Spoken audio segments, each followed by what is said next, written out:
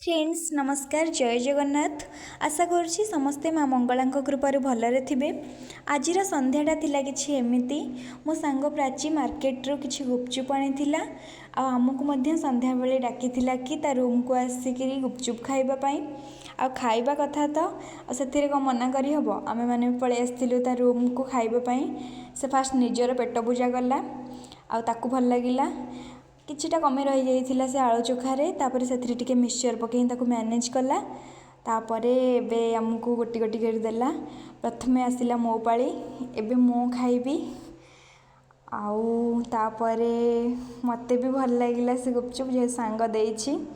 तापरे मामाली खाइला आउ तापरे एबे आसीबो संस्कृति पाली। जहाँ भी हो प्राची बहुत स्नेही मनीषटा कम समय रे समस्त को आपणार कर देउथिबा मनीषटी हेउछि प्राची। आउ ता विषय तो जिते भी कहले कम हबो। एटा थिला प्राचीर किछि आत्मकाहानी। हाय गाइस हमरा ये होची गुपचुप रेसिपी सरला आ हम चैनल को प्लीज सब्सक्राइब करिवो लाइक करिवो शेयर करिवो कमेंट करिवो बाय बाय। कुंठाबोध न करी चैनल को सब्सक्राइब करिवे।